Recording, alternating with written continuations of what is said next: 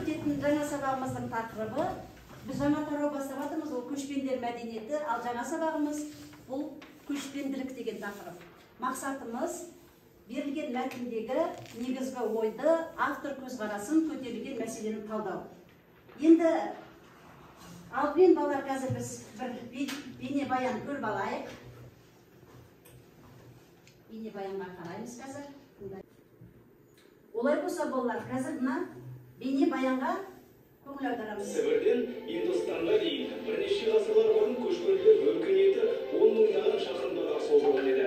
Қазіргі уақытта көшпенді тайпалар тәуелсіз елдің тұрғындарына айналды. Алайда олардың бәрі өздерінің ежелгі мәдениеттерін көзінің қарашығындай сақтап келеді. Аңшылықтың ежелгі өнер екендігі баршаға мәлім.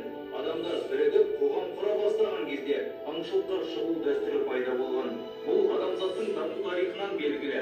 Алайда көшпенділер үшін аңшылықтың орны ерекше еді. Тұлпар, құс пен ит аңшылық кезінде көшпендінің серігі болды. Уақыт өте келе олардың мәні де арта түсті. Жақсы балалар. Енді біз мәтінмен танысайық.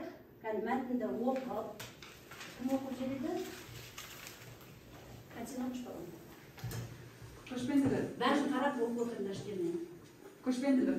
Көшпелі халықтардың тарихи қалыптасқан әлеуметтік экономикалық даму жүйесі, шаруашылық мәдени типі. Көшпенділердің өмір салтының бірнеше белгісі бар. Олар мал шаруашылығының басым болуы, жер жағдайына қарай маусымдық көшіп қону, шаруашылықтың табиғи әдістерін игеруі. Ата қоныс ұғымы көшпенділер үшін қасиетті, өз жерінің тұтастығының кепілі болған. Ата қоныстың әрбір аймағы халық санасында киелі жер болып есептелген. Қоршаған орта киелі таулардан, өзендер мен көлдерден, аңғарлар мен төбелерден тұрады деп саналады. Ал Нұржан, жалғастыра қой ары қарай. Көшпенділер уақыт пен кеңістікті танып түсіну нәтижесінде табиғаттың қолайлы белгілерінде орналаса отырып, климат ерекшеліктерін ұтымды қолдана білген. Ерте заманнан маусымдық жайылымдарды пайдаланған.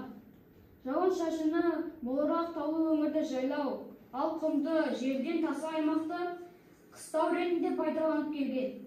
Көктем мен күзем мал қыстайтын жерлерге тікелей жалғасып жатқан.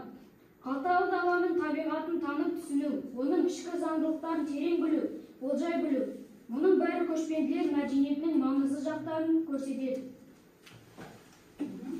Енді мәтін сендерге түсінікті болса, осы мәтін бойынша тапсырмалар орындайық балалар. Бірінші тапсырмамыз, бірінші топ бізге қазір кластер сіздер, кластер дегенді білесіздер, мәтінді жақсылап мұқият оқып, кластер сызасыңдар. Екінші топ сендер осы мәтінге сатылай кешенді талдау жасаңыздар, сатылай кешенді талдау. Үшінші топ сендер осы мәтіннен септік жалғауларын, әуелді жалғауларын және көпті жалғауларын теріп, көпті жалғаулы сөздерді теріп жазасыңдар.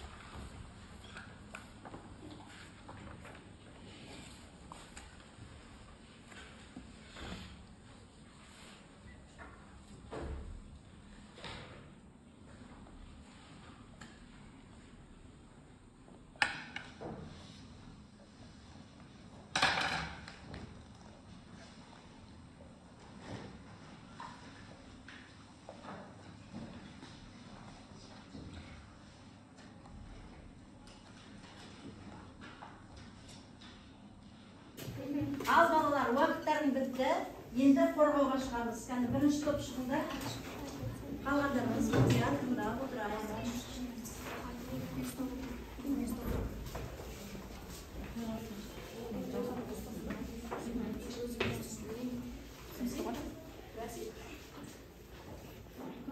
Көшпенділер әр көктем сайын әр жерге қоныс аударып отырды.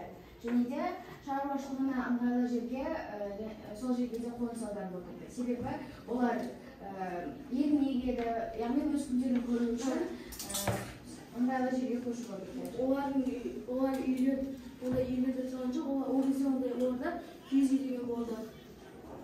Көшпенділер маусымдық жайылымды пайдаланған көбінесе.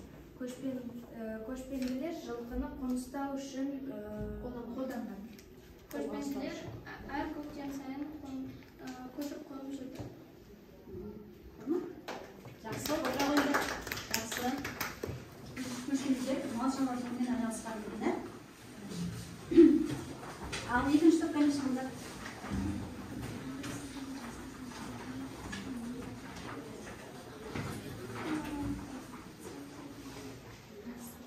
Жазда жайлауға, қыстауға көшіп отырған.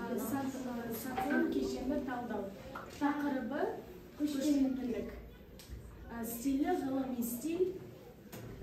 Аудитория көшпенділерге ал тілдік құралдары бейтарап парламент сөздер. Автор көзқарасы көшпенділерді қай жерге қонып мал шаруашылығымен айналысқан соның бәрін айтты. Негізгі ойы көшпенділердің өмір салтын көрсету. Жақсы. Осы жерде тілдік құралдары дегенді жақсы айттыңдар. Қайсы жерінде сендер қателестіңдер? Аудиториясы деген балалар. Аудиториясы дегенimiz не балалар? Аудиториясы. орналасқан жері Тыңдаушылар. Мына мәтіннің аудиториясы дегенimiz не? Осы мәтін. Осы мәтін. Мәтін аудиториясы. Мәтін кімге арналған мына мәтін? Көпшілікке арналған, көпшілікке, халыққа арналған деген сөз. Осы аудитория деген біліп алыңдар. Жақсы.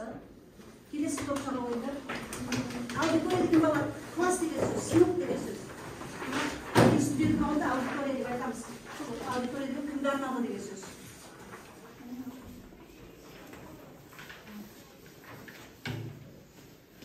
Осы мәтіндегі тәуелді жалғаулы сөздер мал шаруашылығы жүйесі белгісі. ал осы мәтіндегі көпті жалғаулы сөздер халықтардан, көшпенділерден, ауға, аңғарлар, таулардан, төбелерден, көлдерден, өзендер. Септік жалғауы бар сөздер. Халық, жер, салтынан, желден және де тағы да жағдайыма. Жақсы отырды. Көпті жалғауының ішінде балалар септікте жалғаулар бар екен. Бірінші көпті жалғау жалғанып тұр, одан кейін септі жалғау жалғанып тұр. Сонда септіктер бірінен кейін бір жалғана береді екен, бірінің үстіне бір жалғана береді екен. Отырыңдар. Жақсы, тәуелділік септік көпті жалғауларын қайталауымыз керек, балалар. Енді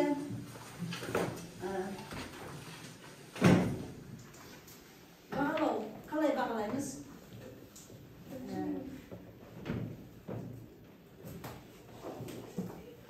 Сендерге тақырыпты ашқандар дескрипторларын тақырыптарын ашқандар үшін 1 балл, мәтінді түсінгендер үшін 1 балл, және оны жақсы қорғағандар үшін 1 балл. Сендерге мәтіннің тақырыбын білгендер үшін, стилін, тілді құралдарын, автор көзқарасын, негізгі ойды білгендер үшін сендерге де 3 балл беремін, балалар мақсаттарын білгендер үшін. Сендерге септі жалғауларын білгендер үшін, тәуелді жалғауын білгендіктер үшін, және көптік жалғауларын дұрыс тапқандар үшін балл. Енді балалар, келесі тапсырмаларды орындамас бұрын біз бір сергіту сәтін өткізіп алсақ. Қазір бәріміз орнымыздан тұрамыз.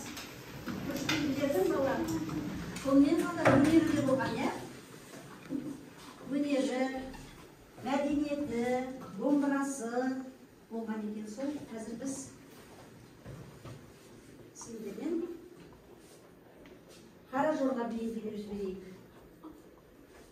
Бұл емес.